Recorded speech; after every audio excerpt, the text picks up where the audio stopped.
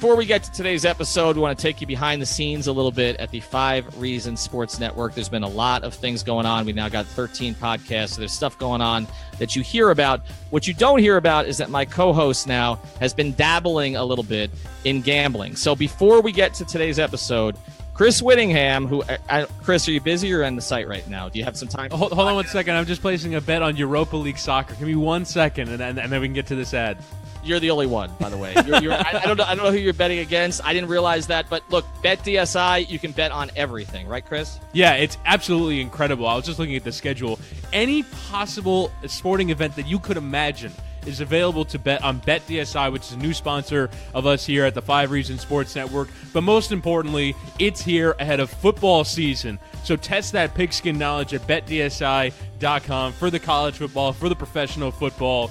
And most importantly, if you join with us right now and use the promo code REASON101, that's REASON101, you can deposit to start winning and get up to $2,500 free, doubling your money on your initial deposit. I got my money double on my initial deposit. Now I'm having fun with BetDSI.com. So when it comes to football, BetDSI has every wager. When it comes to soccer, I can guarantee you that it is every wager you can possibly imagine. NFL, college football, baseball, basketball, UFC, esports, all over the world. You can even bet on politics, celebrities, and reality shows. I got to get on that. I didn't see that on the site. I got to get on betting on reality shows. So check out games live as well. They've got live betting going on.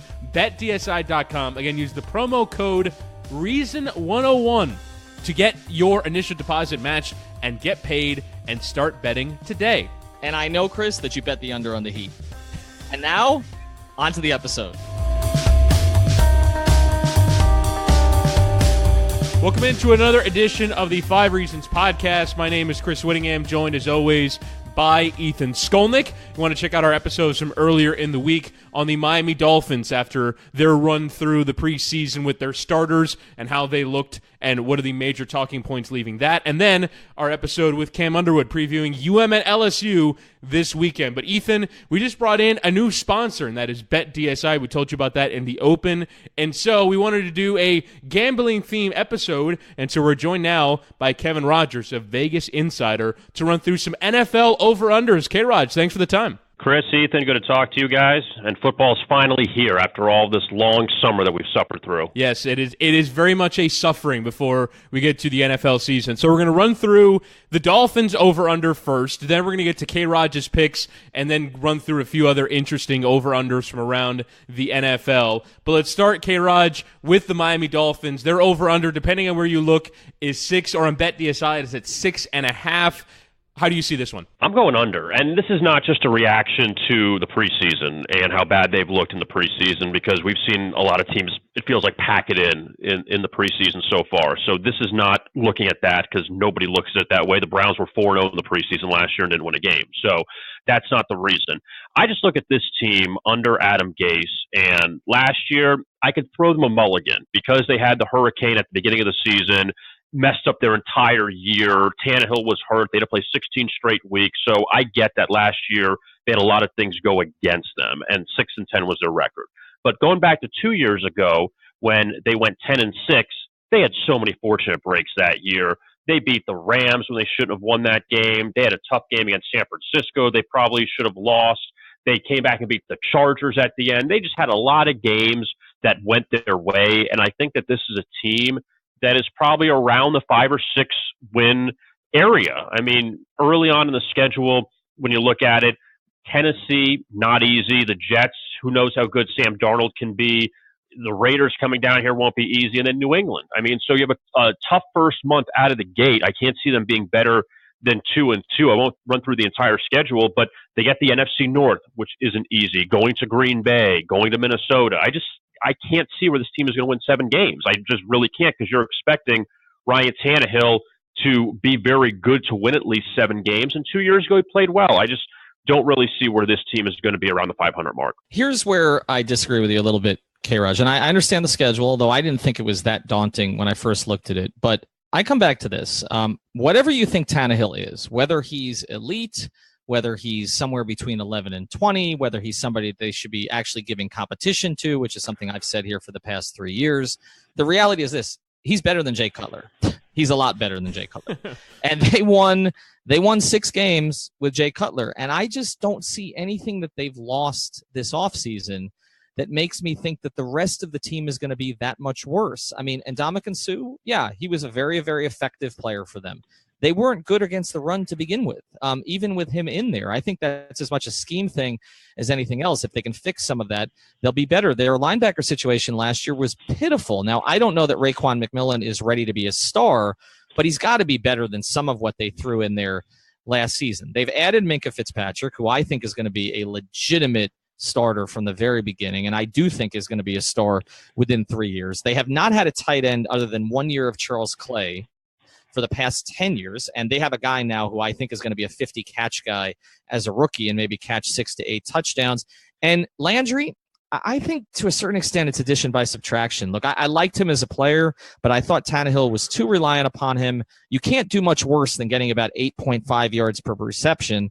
I think spreading the ball out to more guys who are more dynamic is a plus for them, and I think the offensive line is going to be better, Kevin, because look, you just couldn't count on Pouncey. So even if he was playing at a high level, which was not all that often, you didn't know if he was going to be in there week to week. I think having Sitton in there every week at left guard is better than having Pouncey in there for 6 to 8 games at center. And I also think Tunsil's going to be better having an accomplished player next to him. So no, do I think this is a playoff team? I don't. But when we're looking at a number at 6.5, we're saying they won 6 last year with a guy who basically should have been smoking cigarettes as he was out on the field. I don't see how they can be worse, Kevin. That's why I would go slightly over here. You make a lot of good points, Ethan. I mean, look, I agree with getting rid of some of the guys that didn't want to be here, that it felt like Suh pretty much was done here. Landry, we know, was done here. Pouncey was probably done here. So I'm not saying that this team needs those guys because they probably don't want to be here, and let them move on and go from there. But I guess I look at just the last 2 seasons with Adam Gase here that, yes, it's great. They found a way to win a lot of games. They did that last year. They did that 2 years ago. But even when I look back at last year, and I know we're playing the should have, would have, could have game. I know that you can do that. But Chargers game, should have lost. The Tennessee game, they had that Rashad Jones defensive touchdown. They won by 6. The Atlanta game, they had no business winning. They came back and won that game. The Jets, they beat by 3. And the only really convincing game they won was against Denver late in the season. And Denver was terrible offensively, and they had the nice Monday night win against New England late in the year. And we know the Patriots sometimes in December down here just pack it in. And I'm not trying to make the Dolphins out to be a 2-14 team because they're not that. But I just look at that they don't have a lot of convincing wins, but boy, did they get blown out in games. When they had the Carolina game on the Monday night, they got run all over. The Baltimore game, they got trounced in. And I know that Baltimore had a few defensive touchdowns in that game. I feel like they don't lose close games. They win close games, and they get blown out if they lose. And they don't really have a lot of convincing wins. And in this division where we know the Patriots have won the division before the season started, you're playing the Jets and the Bills, 2 teams, assuming Josh Allen starts for Buffalo with rookie quarterbacks. You would hope to win 3 of those 4, but they've had problems with Buffalo. They've had problems with the Jets that, even the Jets game last year, they should have been shut out. They scored a BS touchdown at the end of that game to not get shut out. So I get Tannehill coming back is an upgrade from Cutler. I'm not disputing that. And they got screwed because Tannehill didn't play last year. I just don't see where this team is that dynamic, especially with the schedule, to get to 6 or 7 wins. I think it's going to be asking a lot for them. Yeah, I would say from the start of the season, you're looking at the schedule and you're saying you're not winning at Green Bay, you're not winning at Minnesota, and you're not winning at New England, in my opinion. I think all the other 13 games are in play, which is why I think they can get to 7. I think they can get to 7 wins, maybe 8, because as much as you're saying that they got blown up by the Jets last year, it still is the weakest division to play in. The Jets and the Bills are also, their over-under is actually lower than Miami's at 6 as opposed to 6.5. The NFL writ large, the betting public, views the 3 teams in the AFC East that aren't the Patriots to be 3 of the worst teams in the league. And while if you're the Bills, you're looking at the games against the Dolphins and saying those are the games we have to win, I think the Dolphins are kind of looking at the games in the division and saying the same thing. So you get 4 games against two of the weakest teams in the league, and then you're home with the Bears, and you're at the Bengals, who I don't know how good they're going to be. You're at the Colts. I don't believe very much in the Colts, and so there are some games in there that I think you can talk yourself into to getting to 7. That's all this has to be. I think this is a 7-9 team this year, and I think they're going to do just enough to hit the over. There's definitely a lot of toss-ups. I mean, there's no question. You got Chicago and Detroit on back-to-backs. We don't know what kind of teams they're going to be. You have new coaches with those teams, and you mentioned, Chris, with the Jets and the Bills, with the quarterback situation where, yeah, I mean, Sam Darnold, we have no idea what he's going to be. We have no idea what Josh Allen, if he starts, is going to be in Buffalo. And I mean, I hate to say this, but they were a playoff team last year. No matter how they got in, Buffalo was still a playoff team, and they still hung with Jacksonville for most of that game before losing. So they've done enough to prove that they're somewhat decent. Are they better than the Dolphins? I don't know, better. I think all those teams are kind of the same. But, you know, at the same time, I just don't, you know, there's a lot of toss-up games. You mentioned 3 definitive losses. I just don't see any definitive wins on the schedule where I say, okay, this game is a win, this game is a win. Okay, these are toss-ups and these are losses. I see 3 losses out of the gate, and I see 13 games that could go either way. And yeah, if they went 7-6 in those games, great. If they went, 9-4 in those games, great, and lost the other 3. But I just don't really see where you have a game on the schedule like, yeah, they're beating Oakland. Yeah, they're beating Detroit. I don't know in those games because this team is so off the wall that we don't know what we're going to get from them every week. I think we can all agree, though, that the one guaranteed win, home with the Patriots, December 9th. I think we can both agree that they're definitely winning that game. They always win that game. That's definitely a W on the schedule. I mean, my thing about it, though, K-Raj, is that seasons, the one thing I do agree with you on is if they get off to a bad start, games that you think are winnable later in the season become unwinnable because the team starts to fall apart. And I've seen that happen with numerous teams over the years. And I just wonder if this team does get off to a bad start, and there's a feeling that Gase is starting to lose it a little bit, how that affects the rest of the schedule. So I think we talk about those first 3. They need to get 1 or 2 of those first 3. I think just to set a tone for the rest of the season and what plays out from there. There are other concerns that Chris and I raised on our last Dolphins pod that we did that are sort of variables here, like the kicking situation could cost them a game or 2 earlier in the year that can put them in a bad position. We saw that happen with the Chargers last year, and they spent the whole year trying to make it up. So I think they have a lot of variables, but I just keep coming back to this.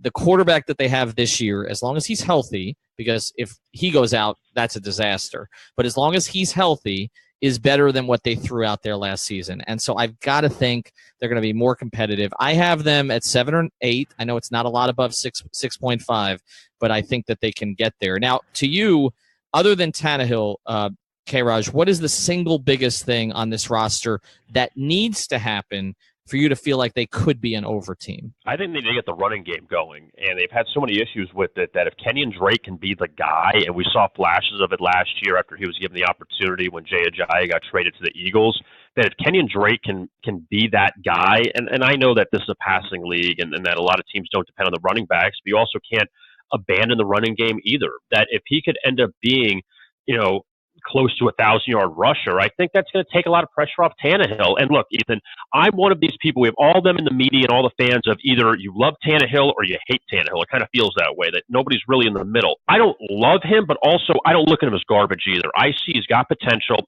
2 years ago, we saw that potential. It was too bad that he got hurt late in the year that we couldn't see him start a playoff game, that Matt Moore started that playoff game against the Steelers, and frankly, Tannehill starts, so they probably lose anyway. But regardless, that I want to see what Tannehill can do, because when people say, oh, you need to get rid of Tannehill, I say, who do you have to replace him?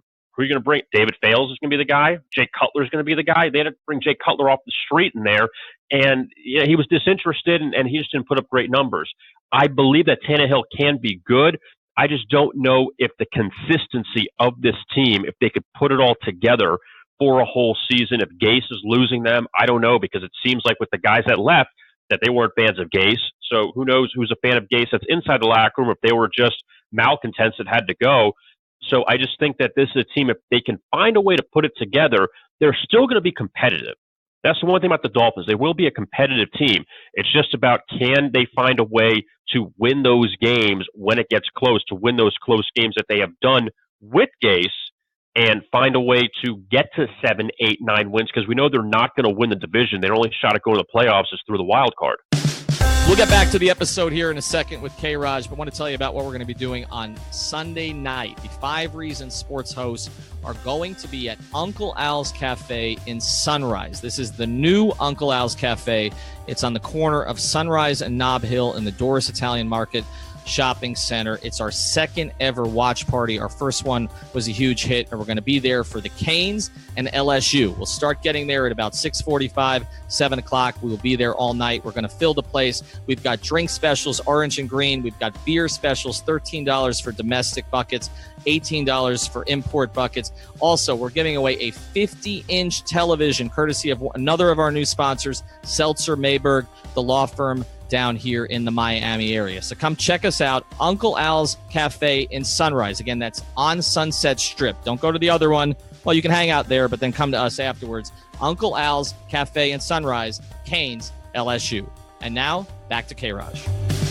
All right, K-Raj, let's get to your picks. Again, Kevin Rogers with us here on 5 Reasons. Check him on Twitter at VI Rogers and hear him locally as well on 560 WQAM. So let's start first. You've got 4 for us today. We'll begin with the Chicago Bears. The Bet DSI line on them is over under 6.5 victories for Chicago. I'm going to take a shot with them on the over here, and I'll tell you why. I'll look really quick, at least at the beginning of the schedule. I know they go to Green Bay, and that's going to be a tough one. They get Seattle at home, and Seattle has dropped off majorly. Past Russell Wilson, they've had a lot of guys depart. They've had holdouts. Seattle's reign could be over right now. Seattle at Arizona and then Tampa Bay with Jameis Winston coming off the 3-game suspension.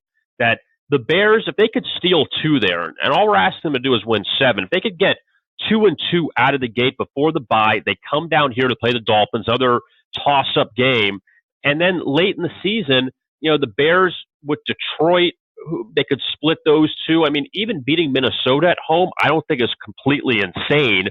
That I'm really curious about the Vikings this year with Kirk Cousins now as the quarterback, if they could still keep up what they had last year. I just think that with Mitchell Trubisky, if he could take that next step, Matt Nagy, a nice offensive coach coming out of Kansas City, that if he can find a way to get the offense somewhat clicking, that the Bears, who I know they weren't great last year, they showed some flashes at times.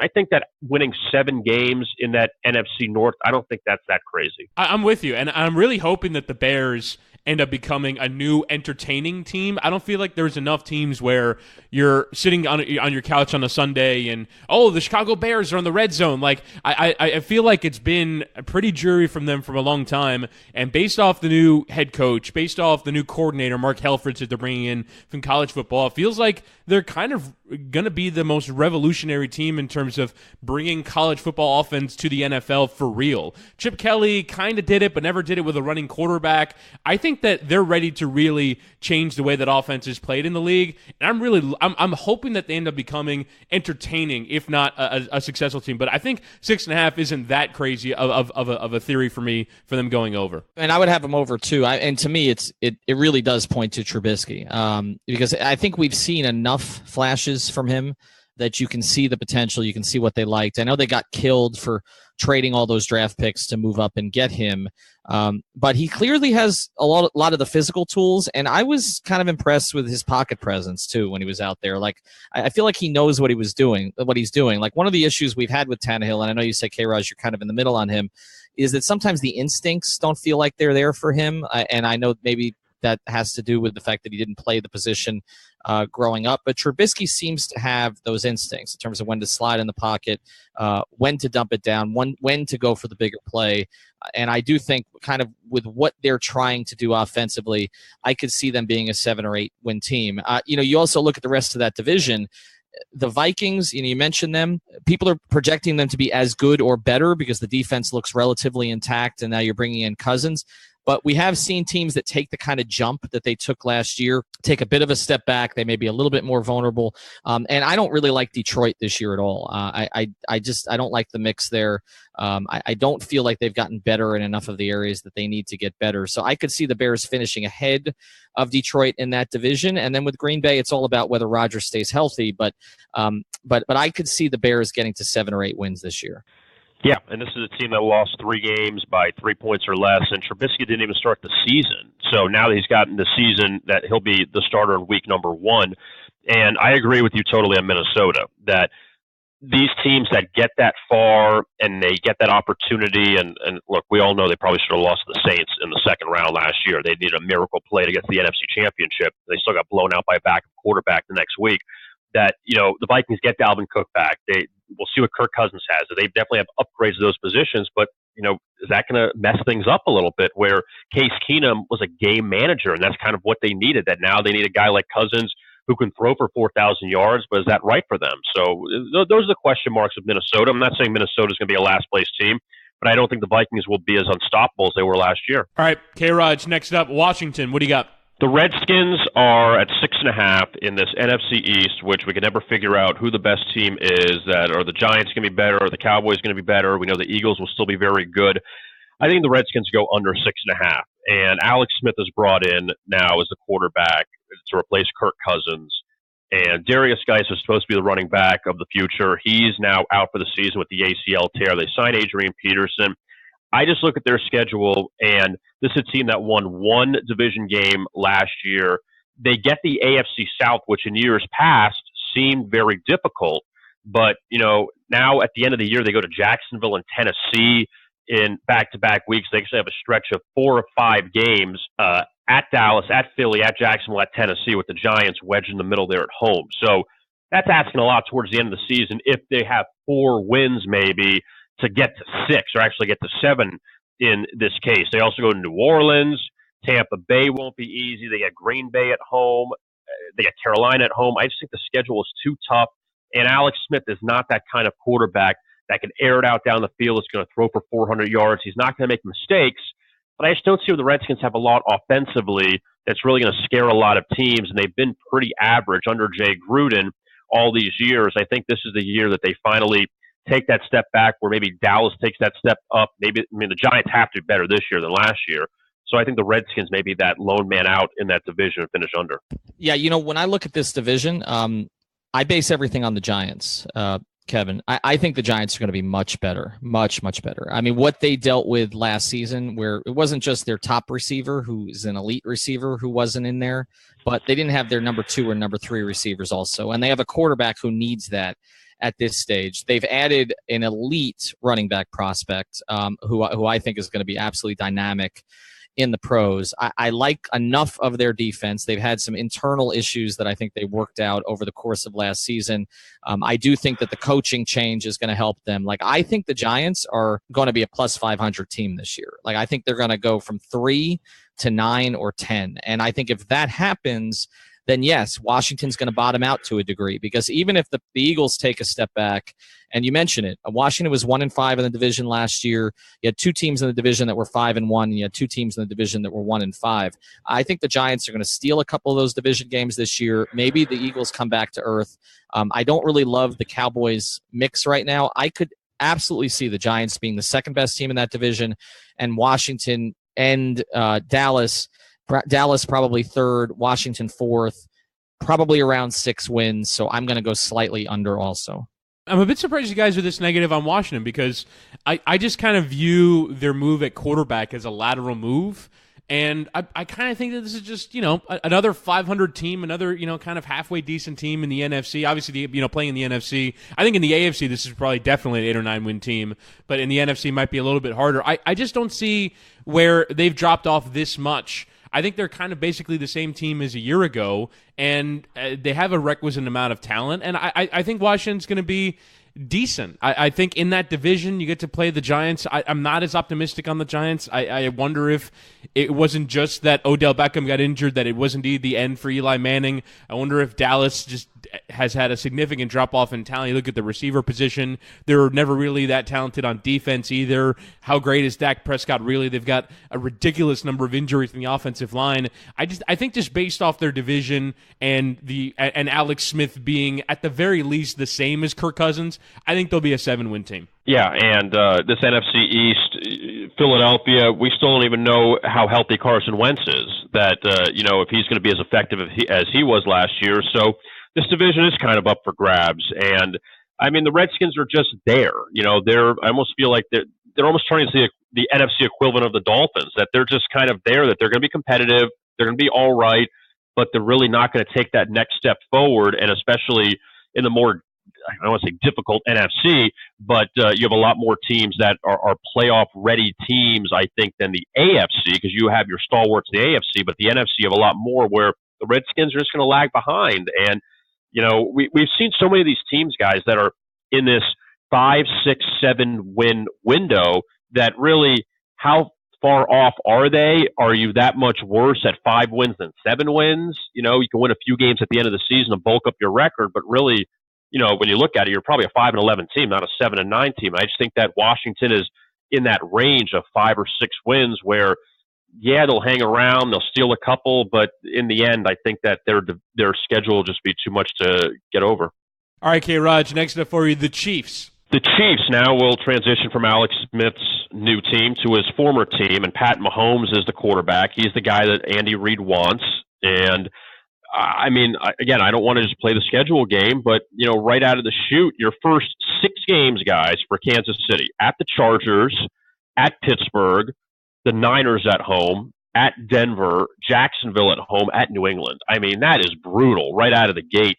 4 road games and your 2 home games are against an up-and-coming San Francisco team and a Jacksonville team that was a couple quarters away from going to the Super Bowl last year. And they've had problems with the Steelers over the years. I just think that this schedule is just so unforgiving right out of the gate that it's going to be hard for Pat Mahomes, I think, to be, and it's a different quarterback than Alex Smith. So this is a whole different thing, what they are dealing with in Kansas City. And they got off to that great start last year, beating the 2 Super Bowl participants in the Patriots and the Eagles. But then it felt like they just dropped off, where they had some really questionable losses in November, losing to the Giants on the road, losing to the Bills, losing to the Jets. And you're saying, like, which team is this? Is this the team that beat the Patriots, or is this the team that's losing to the Giants and the Jets? That the Chiefs at 8, this division where, yes, Oakland is a question mark with John Gruden, that we'll see if he can get them back to what they were, that the Broncos still have some work to do, I think, and the quarterback situation is obviously a question mark. And the Chargers, who played really well at the end of last year after a horrible start, and they still have Phillip Rivers, who's still going to keep them in games, that the Chiefs will probably hang around. They could probably push at 8-8, but I think when it's all said and done, after a couple of 10-win seasons, I think this is the time where they maybe go 7-9. Yeah, when I look at them, I look again at the rest of the division, because I think it always starts there for teams, and I just think Oakland's going to be a lot better than they were last season if you can just simply count on Carr to stay healthy. And I think the Chargers, what they found in the second half of last season, and when you look at some of the deeper metrics on the Chargers, they were a lot better than their record. I mean, they lost basically 3 games because of their kicker. And I think, you can count on that to turn around a certain degree. I still think Rivers has something left. So with those 2 teams, I think being better, I think it becomes harder for Kansas City. I also think we saw Hunt wear down a little bit as the season went on last year. He was not as effective late in the year as he was early, and it does take time to break in what is essentially a rookie quarterback. I know Mahomes got a little bit of action last year. My only hedge on this, K-Raj, is that the one thing that Andy Reid does know is how to get the best out of quarterbacks. And that part of, I think, why I'm okay with your pick about going under with the Redskins is because I don't know, because I'm not as big a Jay Gruden fan as I am an Andy Reid fan, at least in that area. And I don't know if Alex Smith's going to play at quite the same level in Washington that he did at times in Kansas City.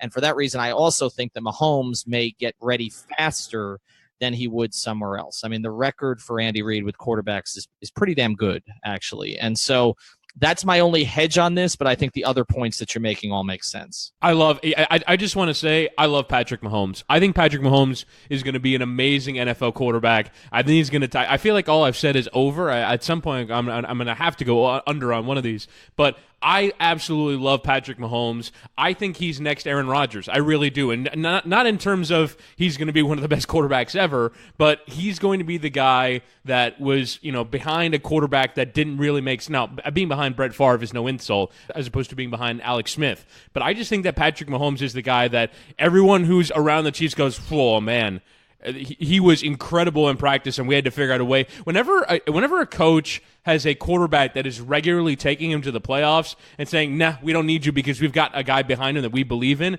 that dude's going to be good. And I just feel that way about Patrick Mahomes, especially, like you said, Ethan, with the way that Andy Reid's good with quarterbacks. I'm going over on Kansas City just because I believe in Patrick Mahomes. I think he's going to be, in terms of numbers, one of the 10 best quarterbacks in the league, but you're going to watch him every week and go, holy crap, this guy is a legit quarterback. And I don't think Kansas City makes that move unless they really believe in him, and so I really believe in him. I'm going over on Kansas City. He'll be good eventually. I think he'll be good eventually, but at the same time, I just don't know where this division, this early schedule is really going to showcase him. I think that, he's got the arm. We saw that throw against the Falcons. Like, we know he's got the arm. And he threw a lot in college, and we put up great numbers at Texas Tech. Like that, we all know. But I just don't know if they're going to do that. But eventually, yeah, I think he's going to be a very good quarterback. It would be nice if the Dolphins once had that situation where they had to clear out a starter because the backup was so good, instead of bringing in guys who are really third and fourth string quarterbacks, so that the top guy doesn't feel challenged. That would be a nice strategy for the Dolphins to have, but that's another podcast altogether. Hey, this is Gary and Thorne, host of Fantasy on 5 on the 5 Reasons Sports Network. Draft season is growing ever closer on the fantasy football calendar, and we are preparing you twice a week, Tuesdays and Thursdays, for those big drafts. If you weren't listening to the show this week, here's what you missed. Jackson is a complete bust. He's a fade. I wouldn't even think about him. He's one of those guys that I would only play in DFS and maybe take a flyer in a standard league if he continued to drop down the board come draft day. I want the upside and the young, fresh, talented Godwin who's got some hands. Again, check out Fantasy on 5 with myself and David Ganos every Tuesday and Thursday on the 5 Reasons Sports Network. All right, your next one here, K-Raj, the Colts. They are at 7.5 at most of the books. Andrew Luck is back. What do you like? I don't want to sound like Colin Cowherd here and say, well, Andrew Luck's the greatest thing since sliced bread, but it's obvious that when Andrew Luck is healthy, this Colts team is a different team. And I know I'm really breaking down major news there, but when you look at Luck back in 2014, this was a team that got to the AFC Championship. And when you look back in 2012, he got them to the playoffs. And 2013, he got them to the playoffs. Last few years, he's been hurt. Look at what's happened to this team. You bring in Frank. I think Chuck Pagano, I think he was just done. I think that it didn't work out. And not to rip the guy, but when Bruce Arians took over as the head coach for Pagano when he was sick, they were winning with Arians. And they got him the Arizona job, and he did a nice job in Arizona. But Pagano just didn't really do much. He seemed like too much of a rah-rah guy. But in the end, it was just kind of empty. So now you have Frank Reich as the coach. Frank Reich, who was with Buffalo all those years, engineered that great comeback against the Oilers in the playoffs, now was an offensive coordinator with the Eagles, or a quarterback's coach with the Eagles, and he ends up leading them to the Super Bowl. He gets this opportunity here after Josh McDaniels said no to the Colts after he said yes to no. I think Frank Reich is a really good fit for Andrew Luck to have a former quarterback now coaching this guy who's already got a great future. And I mentioned earlier, guys, about the AFC South, that yes, it is improved from what it was. It's not the garbage division that it used to be. But, at the same time, when I see what the Colts have, at least early, it's not a very forgiving schedule with 4 road games in the first 6 weeks. But Cincinnati, winnable. At Washington, winnable. They go to the Eagles. They got Eagles, Texans, Patriots in 3 straight weeks, which is not very easy. But you know what? If they could win one there, 7.5 is their total. And down the line, they play a lot of home games. They got 3 straight home games in one stretch in November, which includes the Dolphins. And they get the 3 division teams at the end on the back end on the road. And then maybe, who knows, maybe Jacksonville drops off. Maybe Houston drops off. Maybe Tennessee drops off. So you get those teams on the road. Maybe you steal 1 or 2 of those games. I just think as long as Andrew Luck is healthy, that this is a team that could win 8 games. The AFC South is so weird every single year. You don't know who's going to win it. I think this could be the year where the Colts at 9-7 maybe win that division. My only question about this, and I'm with you, I think they go over. I don't think, again, I feel like I'm close to the line on all of these, which means Vegas is doing a good job because I feel like I'm within. Good. They're generally good at this, Ethan. Yeah, I figure I'm within like half a win or a win on all of these. I think they go slightly over. I do think it has something to do with the division, and I come back to this same point. when you see teams take jumps like Minnesota and Jacksonville did last year, there usually is a comeback to earth situation, and that helps the other teams in that division. And I think when you just look at the standings, I mean, this is one of those things I always say, like, look at the standings 2014, 2015, 2016, 2017. So the Patriots are always there. The Steelers are always there. The rest of the teams always change. And I look at the Jaguars situation. They were very healthy on defense last year. I don't know really where they're going with Bortles at this stage. Obviously, Fournette's probably going to be better in his second season. I'm not saying the Colts are going to be better than the Jaguars, but I think if they'll have the better quarterback than the Jaguars will, and that gives them a chance. And so I think they certainly can compete with them. My only question on this one is that I thought Brissett was pretty good last year. Like, I didn't feel like he wasn't Luck at Luck's best, but I didn't feel like quarterback was their number one issue. It felt to me like a lot of the rest of the roster had hemorrhaged a little bit. They have one elite receiver. I don't know that they have a ton of other great options there on the outside at this point. Their running game really didn't amount to much. So I'm going to say 8. So slightly over the 7.5, and I think a team could win that division with 9 this year. Honestly, I think the Jaguars could come all the way back to 9-7 and still potentially win that division. For me, they're the third best team in the division. I think Houston is going to be the team that is going to experience the upturn based off of having Deshaun Watson healthy. And I agree with you, Ethan. As much as Jacoby Brissett struggled in terms of winning games last year, I think they just have an overall talent problem. And as much as I think Andrew Luck can solve some of that, I do wonder if there reaches a certain point where you have enough injuries and enough problems with a body part that you're just going to be an unrecognizable, not the same player. And I wonder if Andrew Luck kind of breached into that territory. I do think that they can still win some games. I still think they might even hit their over, but I think that Houston's better. I think that Jacksonville's better, and I'm not as optimistic when you consider that I think they have a multiple year problem in terms of just restocking their talent. I don't think they have enough talent on their team to really contend in a real way. So I still think they might go over. I'm going to lean under though and say that the Colts go under, and I'm not as optimistic about Andrew Luck as you guys are. I think that, assuming Luck is healthy, obviously, that looking at the back end of their schedule, when they get 5 divisional games towards the end, because Houston's the only game in the front end that they get at home, that we'll know by the time they have the bye in early November what the rest of the division is. That if it's the same as last year, if Deshaun Watson is what he was when he was healthy, and Houston is a front runner in the division, and we haven't even talked about Tennessee and Marcus Mariota and what he can be, and they have a new head coach there, and there's some question marks probably with the Titans, that if those teams are all kind of average, I think the Colts can steal a few wins there towards the end, and even they get home games with the Cowboys and the Giants in December, where the Giants we'll see what they are, and even Dallas, that they're so all over the place that they don't really play any elite teams. And we talked about the Dolphins earlier, that you can mark off losses.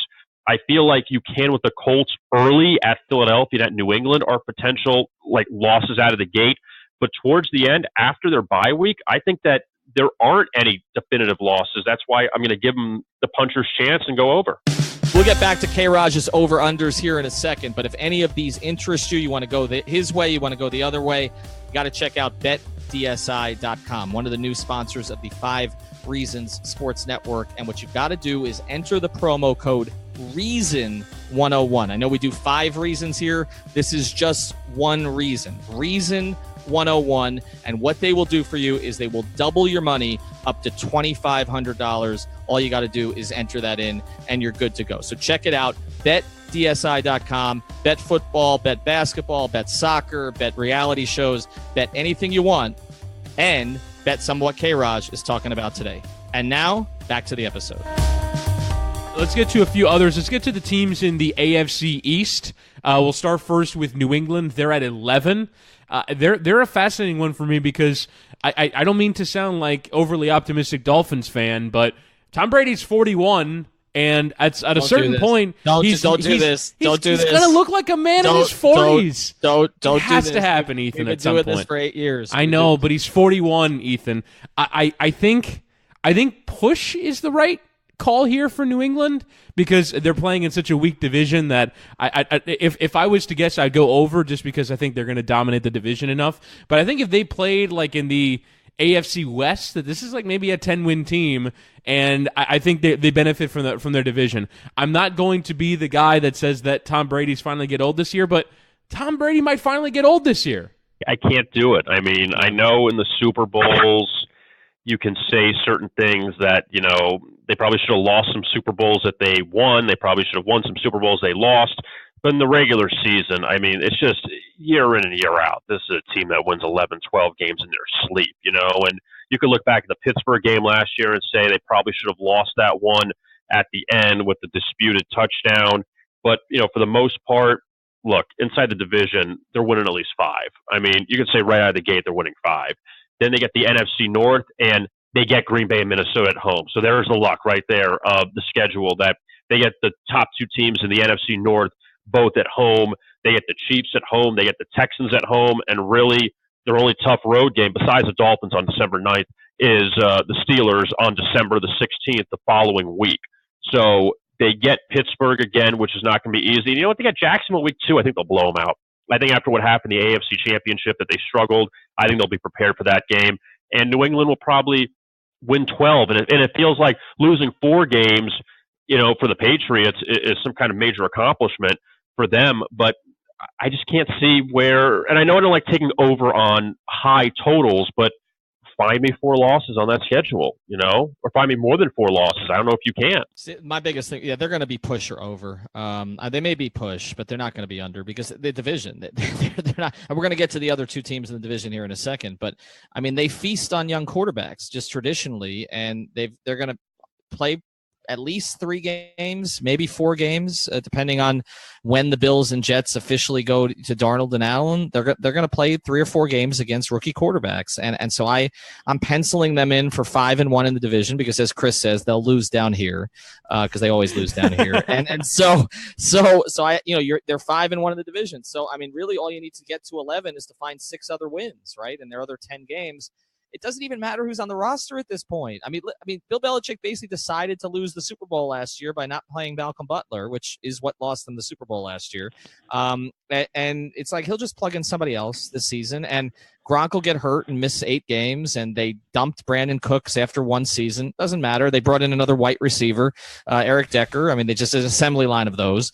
And he'll end up catching 45 passes, so they won't miss Amendola. This is what they do. They trade guys, they shuffle other guys in, and I'm with you, big time, Kevin, on that Jacksonville game. They're going to destroy the Jaguars in that game. I mean, whenever Belichick has a whole offseason to think about why he didn't beat them by 30 the last time, they're going to destroy Jacksonville in that game. So I'm going to say they probably win 11, but I'm going to go over. Say we'll get them to 12. I just think the division is too weak. All right, speaking of the division, let's get to the other 2 teams in it. They're both at 6. Kevin. So let's close with this. Of the Bills and the Jets, which of those teams is more likely to go over? You know what? Even though I said Buffalo, this was a playoff team last year, I'm going to buy into Darnold. I'm going to buy into them, even though they've had back-to-back 5-11 seasons, and Buffalo's been a lot more competitive than the Jets have been. I'll buy into Darnold. I will, and think that they have a shot to be at least a little more competitive, maybe win 6 or 7 games. And, they get at least Green Bay at home. They have to, and they get Minnesota at home too. So like New England, they get both the Packers and the Vikings at home. So at least you have a shot in those games and you avoid that automatic loss. They get New England at the end on the road in the final game of the season. So if that's a throwaway, fine. But I just think the Jets with Darnold, I'm going to buy into him. I'll buy into him more than I will with Josh Allen. I agree. I'm definitely much more in on the New York Jets than I am on the Bills. I'm not a huge fan of Josh Allen as a prospect, and I think, like you said, they made the playoffs last year, but that was almost kind of unintentional. They didn't mean to. I think they want to be more a team that's trying to rebuild and trying to kind of start anew as a franchise. And I'm just not a believer in Buffalo, whereas the Jets, I mean, we saw it yesterday when they made the trade for Teddy Bridgewater. They get a 3rd-round pick for a guy that they sort of gave $6 million that they had lying around in free agency. This is going to sound weird to say. I think the Jets are well run now. I think they're an organization that knows what they're doing, and I think that translates onto the field. I really do. I think once you kind of figure yourself out from an organizational point of view, I think things start to change, and I believe much more where the Jets are going than where Buffalo is, and maybe even Miami too, which is kind of sad to say, but I that's where I'm at. Yeah, I mean, well, again, the question with the Dolphins is, are they getting squeezed from both sides in this division, right? So we'll end this where we started, but I mean, they've got a team they can't catch in the Patriots, no matter what they try to do. And again, until Brady officially moves on, and now that there isn't the protection of a Garoppolo or Brissett or somebody like that behind him, and then they've got two teams that are starting the rebuilds with young quarterbacks, and the Dolphins are in year 6 now, with a guy who I think we all agree is okay, but probably the upside, maybe we think he's a little better than okay at times, but the upside may not be where the Bills, I don't really like the Bills prospect, but a lot of people think he has upside, and clearly the Jets prospect has upside. So Dolphins are kind of caught in the middle here a little bit. I feel like we're talking about the Heat because I feel like this is kind of where those two teams are right now, but I'm of those two. I will also go with the Jets. I think that I think they could get 2, 7, or 8 this year. I think the Bills, probably that number at 6 is accurate. So just to go over what K-Raj likes here, he likes Dolphins under 6.5, Bears over 6.5, Redskins under 6.5, Chiefs under 8, the Colts plus 7.5, and then the Patriots to go over 11, and likes the Jets better than the Bills to go over 6. You can find him at Vegas Insider, also at VI Rogers on Twitter. Hopefully we'll have K-Raj on our show here in the future. And as we talked about earlier in the program here, make sure to type in the code REASON101 when you're over at BetDSI. We'll have a lot more information about that, but it's a great deal for everybody, and you will hear them all over our network. And we'll talk to you soon.